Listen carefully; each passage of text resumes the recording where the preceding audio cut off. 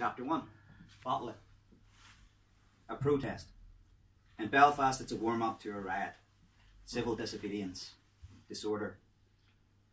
Vic Wallace followed his cousin through the crowd, practically stepped on the larger man's heels as if he was afraid the red, white and blue sea of bodies would drown him if he fell too far behind. The cousin, big Clark Wallace, slapped and clapped backs for attention, bared teeth to match smiles and snarls when people turned to greet or challenge him. A killer whale among a school of fish, not even the same class of vertebrate. Alright, ball bag. That's not a curse, really. Clark's thunderous voice startled a blocky man who was too busy eyeballing and threatening the cops to notice his approach. What's your backer? Half a leaf from my front, what? The man kowtowed, his hard-earned bulk stripped from him mentally by one of Clark's monstrous grins.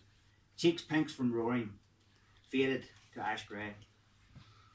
Amped up, but unwilling to tackle Clark, the block shoved 3 men and a woman deeper into the crush to make room. Clark tapped the peak of his baseball cap with an extended finger. Just a gunslinger greeting the cowboy. Hey, Clark. Head on through. I heard somebody was asking for you. Who? Don't know him. Well, here. I'm here now.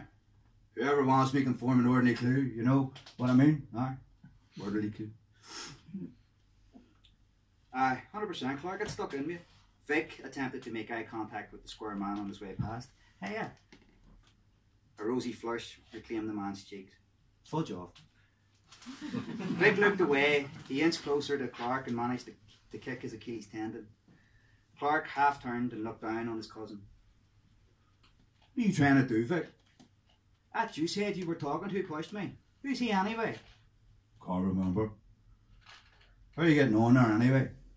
I'm buzzing. Oh, you're not on something, are you? What? No. Do you remember when we used to be? Kids would say, we're buzzing cousins. Clark looked like he was working out long division in his head. Vic yammered on.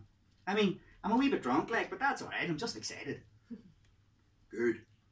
Clark exhaled. He lowered his shoulders. No time for any of your usual crap right now. You can get off your head and whatever you fancy tonight, right? Except with no money, Stop talking about money. We'll get you sorted soon enough. We who? Clark shoved forward another couple of feet. Can't hear you, mate. Just come on. What am I supposed to do at this? Vic held up an empty bottle of WKD. Come on. We'll talk at the front. When are we supposed to cover our faces? When we get to the front. A wee girl, barely out of her teens, jumped at Clark and shimmied up his torso. She chomped on her before shrieking, Isn't this mad? Aye, love. Fancy a wee kiss later? Maybe, as long as you don't get arrested, Clark. I'm making no promises. If you want it, come find it. Clark mashed his lips against the girl's. Her cheeks bulged as he forced his tongue into her mouth, and she slid her hand from the nape of his neck to the back of his baseball cap. Then jerked her head backwards to break contact. She made dreamy MDMA eyes at him. I love you, but it's still a maybe, Clark. Aye, forget you then. Clark slid his hands under her armpits and heaved her upwards. She flew, screamed, landed on top of the densely packed crowd. Jeepers, Clark, you could have killed her. No way, she's fine, look. I can't see her. I can send you after her to check. Vic laughed. Clark didn't. Nah, you're alright. I tried that cloud surfing at an illegal rave once, you know. I didn't think much of it. Really there, Vic. Mouth shut, eyes open. Vic pulled the neck of his t-shirt up over the bottom half of his face. He clamped it in place with his teeth. Clark hooked the edge of his scarf at the end of his nose, the only real use for a scarf during a rare Belfast heatwave, and pulled the brim of his cap down an inch. Then they were through to the front line. Clark pulled Vic in tight and squeezed his neck in an aggressive one-armed hug until Vic had to swat his cousin's beefy arms for mercy. PSNI Land Rovers were parked side by side to create a buffer between the protesters and the riot police. There was enough room between each vehicle to allow 2 men to walk shoulder to shoulder.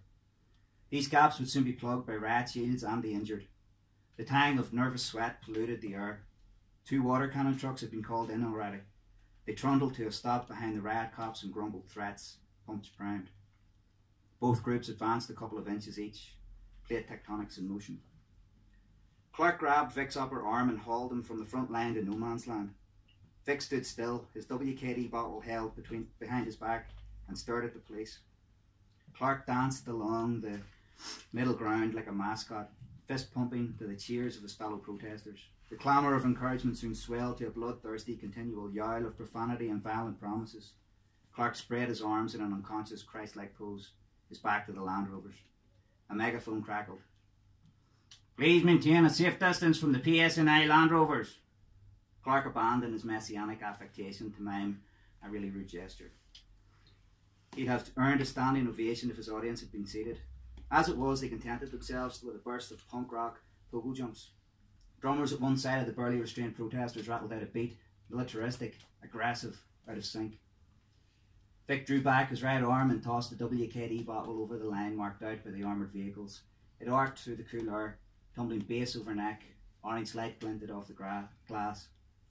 The drums beat harder, faster, louder. Vic and Clark, stranded in no man's land, stood statue still. The WKD bottle descended on a cluster of helmeted cops. Two of them had raised their visors to chat. Officer McAllister gave Officer Green a cheeky grin. He returned it to her. "At least the overtime will pay for Christmas," McAllister said. "Well, most of it." "Many kids are you now?" McAllister's grin faded slightly. "Still two. And no plans for more. Couldn't afford." Green's head snapped back, and he toppled over. His body, his nose, instantly bloody. McAllister fell to her knees by her side. "Oh my God, are you alright? What happened?" McAllister looked up. A small audience had formed around them, casting shadows over the fallen Green. One of the other riot cops, his visor in place, handed McAllister the WKD bottle. His voice was slightly muffled, but his words rang clear. "It's starting."